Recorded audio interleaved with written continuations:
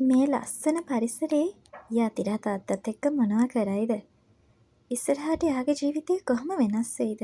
මමලා ගෙදර වෙන දේවල් වගේම යතිරාගේ ජීවිතේ ලස්සන වෙන හැටි දැනගන්න අපි යමු කතාවට. කතාව කියවන අය ලයික් එකක් කමෙන්ට් එකක් දාගෙනම යන්න. නිදහස් දවසක ඉර නගිනවා බලන්න ඕනේ තාත්තේ. හැමදාම ඉතින් ගම මැද්දට ඉර වැටෙන්නේ දවල්නේ. කාලෙකට කලින් කැරට් පාත්තියක් ළඟ ඉඳගෙන උඩට ඉස්සුණු කොළ අතරින් මතුවෙච්ච වල් පැල ගලවන ගමන් මම කිව්වේ තාත්තට. ඒත් අද මෙහෙම මාව එක්කගෙන එන්න තරම් හේතුව මම දන්නේ යති ඝන මීදුම් තට්ටුවට උඩින් ඉන්න මට හිතුනේ වලාකුළු වලට උඩින් මම ඉන්නවා කියලා. තාත්තගේ හඬට හැරුණ මම දැක්කේ උණු වතුර බෝතල් කප් එකට දාපු කිරි එකක් දික් කරන් ඉන්න තාත්තා. බිබී බලන්න සීතලද?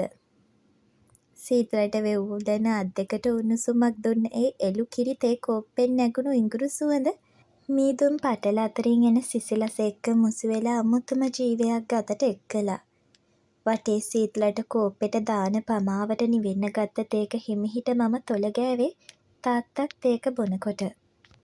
ලාවට එන කොළ සුවඳ යන්න ඉඟුරු ටිකක් දාලා හදන එළු කිරි තේකට මං ඒ තරම් කැමති නොවුනත් පිටින් සල්ලි දීලා පවා මිනිස්සු ගන්නේ ගුණ වෙච්ච කොට අපේ ගෙදර නිතරම හැදුනේ මේ කිරිම තමා.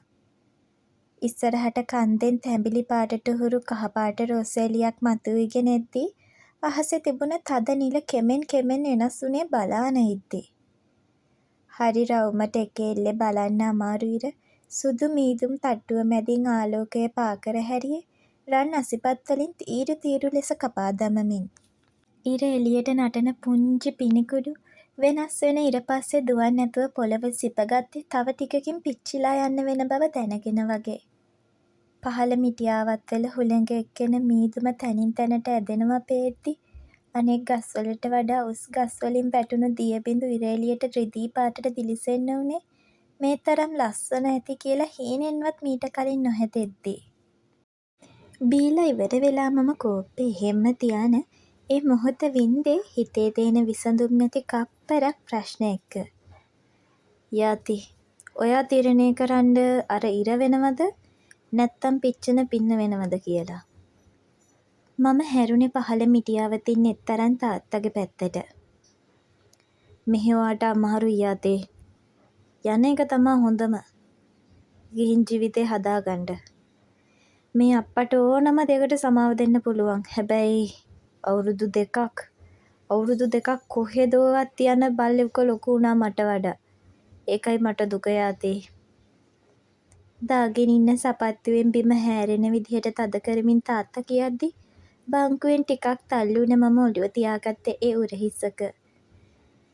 අප්පා මම දන්නවා සමාව ඉල්ලන්න බැරි තරම් ලොකු වරදක් මම කළේ කියලා. හැබැයි මම පොරොන්දු වෙනවා ආයේ කවදාවත් ඔයාලට දුකක් දෙන්නේ නෑ. කඳුළු උනන ඇස් දෙක ඒ බාහුවෙම ඇතිල්ලූ මම ඇල්ලුවේ ඒ ගොරෝසු ඇඟිලි වලින්. පොළව එක්ක ඔට්ටු වෙලා ගෙවුණු ඒ සුමට හම ගොරෝසු වෙලා අත්තරින් පතර ගල් වෙලා තිබුණේ අප වෙනුවෙන්ම මහන්සි වෙලාමයි. යාති දන්නවද මම ඇයි උගේ නමවත් ඇහුවේ නැත්තේ කියලා? මම ඌව දැනගත්තනම් මරලා දානවා පාහරය. මගේ ඇඟිලි ඉබේම මිරිකුනේ තාත්තගේ අත්ලේ. ඇත්ත. මගේ දිනේෂ්ගේ සම්බන්ධය දැනගත්ත වෙලේ අනිත් අය නම අහද්දි නළල ඇඟිලි වලින් මිරික හැම තැනම ගියපු තාත්තා මාව ඉරහිස් වලින් අල්ලන් හොලවලා කිව්වේ උගේ නම විතරක් මට ඇහෙන්න කියන්න එපා.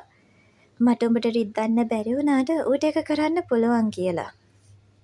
அப்பா இனிமே நீங்க மட்டும்தான் என் வாழ்க்கையில இருக்குது. வேற யாருமே வேண்டாம்ப்பா. රෝස පහට අහසලා තැඹිලි පාට වීගෙන ගොස් පුළුන් වලාවල සැඟවුනේ හුලන් පාර තව තවත් තද වෙද්දී. இல்ல யாத்தே அந்த ஈஸ்வரன் உனக்கும் ஒரு கதை எழுதி வச்சிருக்கு. ரொம்ப கவனமா அதை தேடு. තාත්තා කියනවා වගේ මටත් කතාවක් දෙවියන් ලියලා නම් අනිවාර්යෙන්ම මම දිනේෂ් එක්ක ලියපු කතාව තමා පිටුව පිටින්ම ඉරලා දාන්න ඕනේ. අපි තරහ නෑ යාති එක්ක. මේ ඉර නගිනවා වගේම යාති ඔයත් නැගිටින්න ඕන. ඉර රස්නෙට බැන්නට ඒක නැතුව අපිට ඉන්න බෑ යාති. මමලා දිහා ගියපුවම පරිස්සම් වෙන්න. එහෙත් ඉන්නේ පිරිමි දෙන්නෙක්. නැකිටපු තාත්තා ළඟ තිබුණ කෝප්පෙත් බෑග් එකට දාගෙන මට අත දුන්නේ නැගිටින්න. සපත්තු දෙක ඇතුළට ගියපු පිනිබිඳු නිසා දැනටමත් තෙත් වෙලා බව දැනෙනකොට මම ඒ අතට වාරු දීලා නැගිට්ට පහළට යන්න. ඉඳගන්නකොට නොපෙනුනාට දැන් වැටෙන ඉරේලිය එක්ක කළුවර මැකුණත් උස් ගස් අස්සෙන් ඉර කවදාවත් දැකලා නැති සමහර බිම් ගෙනාවේ හරිම මුසල කළුවරක්. නුවරඑළිය පුරුදු කෙනෙක්ට වුණත් මෙහෙම ඉරේලිය ඇදෙන දිග හෙවණැලි වලට ඇති කරන්නේ මහා গুপ্ত හැඟීමක්. හරියට මට වගේ. පුංචි කාලේ මම තාත්තා එක්ක හිටපු හැටි මතක් කර කර ගෙදර ලන් වෙද්දි ඇඳුම බාගෙට තෙමිලා තිබුණේ පාන්දරම නැගිටපු නිසා බඩගින්නෙකුත් ඇති කරමින්. කුස්සිය පැත්තේ වහලෙන් පිටවෙන දුම් එක්කෙන සාම්බාරි සුවඳ නහය පිනවාගෙන ගියේ. යනකොට එළියෙන්ම සපත්තු ගලවලා කකුල් හොදගත්තු අපි ගෙට ගිය කන්න බලාගෙන උනත් අම්මා අපිව එළෙව්වේ ඇඳුම් මාරු කරගන්න. නයන ඒ පීදිසෙනකයෝ උඹ තාම මල් කඩනවද? කාමරේ දොර ඇරගෙන හෙවිල්ලක් බැලිල්ලක් නැතුව ආව අස්සේල මගේ නැවතුනේ මම හැරෙන්නත් කලින් කම්පියුටර් එකෙන් කතා කර කර හිටපු කෙල්ලගේ ඇසට ඌ අහුවෙච්ච නිසා. කෙල්ල දැක්කා කියලා දැනගත්ත ගමන් එහෙම යූටර්න් එකක් ගත්ත පච්චස් භාගයේ මොලේ පිහිටපු කකුල් නැති ගොළු බෙල්ලා උගේ ඇඳේ වගේ පෙරළුනේ පාපිස්ස කකුල් වල ගෑවිලා රිදෙයි කියලා බයට කකුල් පිහදාන්න නැතුවමයි. හරි මැඩම් මම එහෙම කරන්නම්. කෙල්ල නම් මන් දිහාම බලන් කතා කරාට කොළු වයසටද මන්ද ඇස් දෙක දුවන්නෙම කෙල්ලගේ කැම්මකින් බාගෙට පේන රන් තැඹිලි වලට. ඒ මදුවරේ රත්තු පාටට දිලිසෙන ලිප්ස්. කෙල්ලගේ අනෙක් සෝෂල් මීඩියා ටිකට ගිහින් බලන්න ඕනේ. සෙට් උනත් ඉතින් කාලෙකට අත් දෙකට නිදහසක් දෙත හැකියි. තව කොටු දාලා වහන්න ඕන සිද්ධි හිතේ දුවන්න ඇරලා මම කෙල්ල එක්ක තිබුණ මීටින් එකේ ඒකිට නැතත් මට හැපි එන්ඩින් කළේ ඇඳේ පෙරලා ඉන්න සෙවලයා දිහා බලන්. පොඩි ෂෝටට බැගී ටීෂර්ට් එකක් දාගෙන ඉන්න මූ තමන් මගේ එකම අතිජාත මිත්‍රයා. අර දිවෙන් දිව ගාගෙන ඉන්නවා කියන්නේ මෙන්න මේ හිවලට තමා. හැබැයි කරුමෙටද මන්ද මේ ගොටුකොළ හිපාටුවට එක සැරේට කෙල්ලොත් දෙකකටයි එක ඇන්ටිටයි චූටි අයිය බබුකටයි හිතේ යද්දි. ඔව් මේ මනුස්සයා මඩේ හිටවපු ඉන්න වගේ දෙපැත්තටම වැනෙනවා. ඉතින් මේ ටීක් පුතා නිසා වටයා හිතන් ඉන්නේ මම ගේ කියලා. සුදු අධික ෂර්ට් එකේට ඉහළම බොත්තම ළඟට වෙනකල් දාලා තනින් තන ගෝල්ඩන් යෙලෝ කරලා පැත්තකට පිරලා තිබුණ හිස කිස් ටික ඇඟිලියවල පිටිපසට කරලා ඇතෑරියේ මූණට වැටෙන්න. පැත්තකට පීරලා නැති වුණාම S2 ඩියුලැක්ස් පේන්ටඩ් එකේ ඉන්න බල්ලගේ වගේ වෙද්දී රිෆ්ලෙක්ෂන් කට් කණ්ණාඩි දෙක ගලවලා කීපෑඩ් එක උඩින් තියපු මම නැකිට්ටේ අසේලට හීක් ගෑවෙද්දි. උඩට ෂර්ට් එක දාලා හිටියට යටට ලානිල් පාට රෙද්ද කහ පාට ඉමෝජි වටනෝ යටකල්සම පිටින් හිටියේ. මොකද කැමරාවට පේන උඩ ටික විතරක් වෙච්චකොට මොකටද බොරු කැටයම්. නාන්න යන්න හිතාන්න රෙදි ටික ගලවලා දානකොටම තමයි අලුත් වැඩේ සෙට් උනේ. මම ගෝස්ට් රයිඩර් කෙනෙක්. ඒ කියන්නේ මගේ හැම ගිහින් කාගේ හරි නම යන ජොබ් එකක්. ඇව්ස් සුදු මහත්තයා. ඔයා මාව උස්සනවා. අමුතුම තාලයකට කටහඬ හදාගෙන මගේ කලිසම දිහා බලන් අසේල කියද්දි මම මේසේ ළඟ තිබුණ තුවාය අරන් පටල ගත්තේ අසේලගේ අම්මා මුත්ත මතක් කරන ගමන්. බොල නාකි කුකුලෝ මං කියලා තියෙනවනේ උඹටම කතා කරන්න එපා කියලා. යක්කෝ අම්මට ඇහුනොත් බැනුම් අහලා හරි කන බත් එකත් කැන්සල් වලත්තයා. එහෙම කියලා මම හැරිලා ෆෝන් එක charge එකට ගැහුවත් ඇඳේ තිබුණු පුළුන් නලි පැටියෙක් ඇවිල්ලා වැදුනේ මගේ පිටිපස්සේ. උඹේ ආච්චිට ටීක් පුතෝ මොකද ගහන්නේ උඹට මම අසේල මට ඇඟෙන් ටිකක් උස මහත් වුණාට ලෝභ නැටුව බඩට දාන බත් පිගාන් 3-4 නිසා ගැබ්බර ඇතින් එක වගේ තියෙන බඩට මම යන්නේ ඇඟිල්ලෙන්. ආයි එපා සුද්දා. හිතුවේවත් නැති තරම් කෝල සද්දකින් එහෙම කියන ගමන් දොර දිහා බලපු අසේල දුවද්දි මට තේරුණා මූ ඒ දුවන්නේ අපේ අම්මගෙනුත් කන්න මොන හරි ඉල්ලගන්න තමා කියලා. මම සහෙල් නයන ප්‍රනාන්දු. ප්‍රනාන්දු පවුලේ බඩ පිස්සා. ඒක තප්පර කීපයක් නිසා අම්මා කුක්කු වැඩියෙන් බොන්න ලැබුණු ජයග්‍රාහී ලස්සන හුරතල් කඩවස්සම් කොල්ලා. අම්මයි තාත්තයි දෙන්නම 6-4 නොවි 4-4 සයිස් වෙද්දි මමත් ඉතින් අමාරුවෙන් උළුවස්සේ එල්ලිලා ටිකක් උස ගියාට ඇගනම් ඉතින් මහ ලොකු නෑ.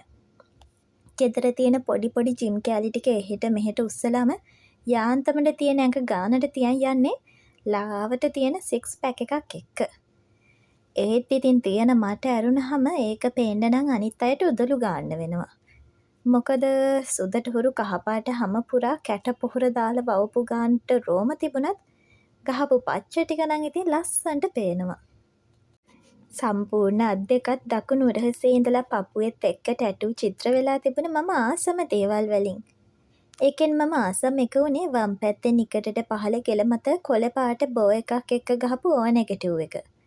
මොකද මම ඕගන් ඩෝනර් කෙනෙක් වෙන්න බැදුණු දවසේ ඊ ටැටූ එක ගැහුවේ. ඒත් ඉතින් පවුල අයට නම් මාව පේන චිත්‍ර පොතක් වගේ. ඒකම වටේ නෑදෑයන්ට මාව කුඩුකාරයෙක්, බේබද්දෙක්, ගෑනු පිස්සෙක්, තව කතා එමටයි. ඒ වුණාට ඉතින් ඒ වගේ සමහර කතා ඇත්ත.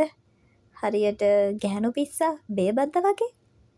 මොකද මගේ පෙනුමට කෙල්ලෝ හරි ඉක්මනට කැමති වෙනවා. ඒක මගේ වරදක් ගියා ඉතින්. මොකද තනි අතින් අප්පුඩි ගහන්න බෑනේ. ඒත් ඉතින් ඕනම කෙල්ලෙක් ඇඳෙන් බැහැලා යනකොට ඉන්නහාට මතකයක් ඉතුරු නොවුනේ තෘප්තිපත් හැඟීමක් විතරක් ඉතුරු කරලා. උපන්දා ඉඳලා එක ළඟ ගෙවල් දෙකක ඉන්න අසේලයි මාවයි වෙන් කරන්න කම්බි වැටට බැරි වෙද්දි ඌත් මට කිසි අඩුවක් නැතුව කරන හැම තුප්පැහි වැඩටම ෆුල් සපෝට් එක දෙද්දි මම නිසා ඒක නරක් වුණාද ඌ නිසා මන් නරක් වුණාද වඩා පුදුමේ මෙච්චර අජූත අපි ළඟ ඉඳලත් මගේ එකම සහෝ නෙවෝන් නයන වචනේ පරිසමාර්ථාර්ථයෙන්ම දෙවියන් වහන්සේගේ ආලෝකයෙන් ලෝකය දකින ශුද්ධ වූ දරුවා කියලා බය නැතුව කියන්න පුළුවන්. හැබැයි මම සහේල් නයන සෙත සල්සන දිව්‍යම දර්ශනයක් ඇති කියන තේරුම තිබුණට මට හිතෙන්න මට තියෙන මහා අසික්කිත දර්ශන. අවුරුදු 21ක් වෙද්දී අයියා කැම්පස් යද්දී මම ඉතින් ගෙදරට වෙලා ලියනවා. මැල්ලුන් නෙවෙයි පොත් එක දේශන. හැබැයි ඒ තව කාගේ හරි නමකින් පළවෙනි ඒවා. වෙන අයට අවශ්‍ය කරන දේවල් එයාලට හිතේ තියෙන විදිහට ලියන එක තමා මගේ ජොබ් එක. පොඩි පොඩි වැඩ නිතරම සෙට් වෙන එකේ දෙයියනේ කියලා බිස්කට් කුඩු වෙන්න ආතල් ගන්න පුළුවන්. එතකොට ඉතින් මගේ ෆිට් එක අස්සේල හන්දියේ ගරාජ් එකක් කරනවා. ඒ භූතයා ඉගඩීමට දක්ෂ නොවුනට වාහනයක සද්දෙන් තියෙන ලෙඩ කියන තරමට වැඩ්ඩා. නාන කාමරයට ගිහපු මම එළියට එද්දි දැක්කේ හකු දෙකත් පුරෝගෙන රිලෝ වගේ මොනවද කන අස්සේලව. පහළ හන්දියේ අම්මා කරන හෝටල් නිසා කෑම නම් අපේ ගෙදර වරදින්නේ නැහැ. අපි මේ කරන්නේ තාත්තගේ පරම්පරා ගානක කඩේඩෝ. මහා ලොකු ටවුමක් මැද්දේ නොවුනට මෙතනින් යන එන වාහන නිසා හොඳ ආදායමක් ඒකනොත් ලැබෙද්දි එයාලට වෙන දේවල් කරන්න ඕන උනේ නැහැ. ශාක සුනක ගොළු බෙල්ලෝ බැහැපන් ඇඳෙන්. තොගේ කාමරේ අම්මා අස්කරාට මගේ එක අම්මා අස්කරන්නේ නැහැ. අනික බලපන් උඹ ජීවිතේට කකුල් පිහ දාන්නේ මූසලයා. කකුල් දෙකත් එරමිනියා ගොතාගෙන ඉන්න අසේලට මම ගොළු බෙල්ලා කියන්නේ කකුල් නැති ඒ සතයි තිබුණත් පිහ දාලා ඇඳකට ගොඩන වෙන මෝයි නිසයි. අනේ ඔබේ නල්ල මලේ කාමරේ. මේක අම්මට අස් කරන්න පුළුවන් විදියට තියෙන්නේ ඈබොල වීදුසුණුක හිපාටුව. කානක් නැතුව ප්ලාස්ටික් කප් එකක තියෙන මොනවද කකා කතා කරන අසේල ගාවට ගියපු මම ඇදලා ගත්තේ ඒක. එළෝලු රොටි. මේක මට නොතිය ඔක්කොම කාලා. නැකිටලා අන්තිම කෑල්ලත් කටේ ඔබාගෙන ඇඟිල්ලෙන් ඇතුළට තල්ලු කරගත්ත අසේල පිටිපස්ස ඇරිලා පස්ස හෙලෙව්වේ මට යකුණඟ ඉද්දි.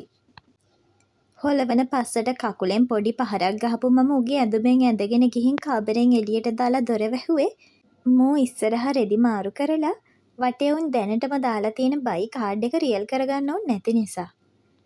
අපේ ගෙදර හරි සරල නීති දෙකයි තියෙන්නේ. ඕන දෙයක් කරලා හරි කරන්න කලින් හරි අම්මටයි තාත්තටයි කියන්න ඕන. සාමාන්‍යයෙන් මම හිටිය කරලා කියන කොටසේ. හැබැයි මොන දේ කළත් එයාලා මගේ පිටිපස්සෙන් ඉඳන් හෙව්වා.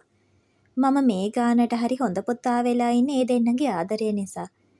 නැත්තම් ඉතින් මම වල්ලපු තැන මේ වෙද්දි අරලිය මලුත් පිපිලා. දෙවෙනි එක තමයි වැදගත්ම එක. රැයට කනකොට ගෙදර ඉන්න ඕන. නැත්තම් ඉතින් ඊගව දාට ගෙදරින් කෑම නෑ. තාත්තා හිතන විදිහට පවුලේ අය එකට ඉන්න එක හොඳම වෙලාව ඒක. ඉතින් දවසම විස්තර කියව කන එක තමයි යාට තියෙන ලොකුම සතුට. ඒ වෙලාවට ඉතින් ෆෝන් එක තහනම්. මට පුදුම තාම මේ වගේ පවුල් ලෝකෙ තියෙන එක. අර ගෝතයා මේ වෙද්දි උගේ ගෙදර ගිහින් ඇති. මම පොඩි ෂෝට් එකට ටී ෂර්ට් එකක් දාගෙන ගියේ පහළ කඩේට. මොකද අම්මා ගේ ඇතුලේ නෑ කියන්නේ කඩේ තමා. Hey mom, what's up beauty? කඩේ හිටපු නාකි සෙට් එකටත් මල් හිනාවක් දාගෙන මම ගියේ අම්මා ළඟට. එයා තාත්තා එක්ක බර කතාවක. මේ ආවේ ගෙදර ඉන්න මනුස්ස පරානේ. මොකද පුතේ පාර ලියන පොත? මේ අහන්නේ මම ලියන පොත් ගැන නෙවෙයි කියලා මගේ අති විශිෂ්ට බුද්ධිමත් මොළයට තේරෙද්දි මම මල් හිනාවක් පෑවේ රැවුල් ගස්වලට වැහුණු කම්බුල් දෙකේම හිල් හැදෙන තරමට. මගෙත් එක්ක යාළු වෙච්ච කෙල්ලෝ වැඩි හරියක් කැමති උනේ හිනාවැදි දෙපැත්තම වල ගැහෙන කම්බුල් වලට. අයියෝ ඩැඩි, මම අලුතෙන් ලියන වීදි සරණා මලක කතාවක්. ඇහි බැමි දෙක උස්සපු මම කිව්වේ ඇත්තටම ටික දවසකට කලින් බාර වුණ ටිකක් ලොකු වැඩේ. ලංකාවෙන් පිට කෙනෙකුට මම කරන දෙවෙනි වැඩේ වෙද්දි මම ඒක බාරගත්තේ වෙනස්ම මාතෘකාවක් නිසා. ඕන දෙයක් අපිටත් ඔයාට කියන්න දෙයක් තියෙනවා. එනවකෝ ඇතුළට. අම්මා කතා කළේ කැෂියර් එකේ ඇතුළට. අම්මා මොනවා කියයිද? හරි යාතිගේ මාමගේ ගෙදර තමා මේ. ද ඒක ඇරුණහම මගේ අනිත් කතා වගේම මේකෙත් කතාව දෙපැත්තම පේන හැටියට ලියනවා. මම දන්නවා ඒක ටිකක් තේරුම් ගන්න අමාරු ඇති කට්ටියට. හැබැයි ඒක තමයි මගේ රයිටින් ස්ටයිල් එක. ඉතින් අපේ සෙල්ලක්කාරයා අර අහිංසක කනකාම්බරේ මලට කොහොම සලකයිද? මුල් ටික බෝරින් කියලා නොකියවපු අය වෙනුවෙන් විනාඩියක නිශ්ශබ්දතාවයක් තියාගන්න පැටවුනේ. அப்பா இனிமே நீங்க மட்டும்தான் என் வாழ்க்கையில இருக்குது. வேற யாருமே வேண்டாම්පා. තාත්තේ මීට පස්සේ මගේ ජීවිතේ ඉන්නේ ඔයා විතරයි. වෙන කවුරුත් මට ඕනේ නෑ තාත්තේ.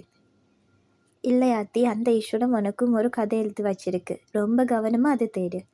නැහැ ආති, ඒ ඊශ්වර දෙවියන් ඔයාටත් කතාවක් ලියලා ඇති. ගොඩක් කල්පනාවෙන් එක හොයාගන්න.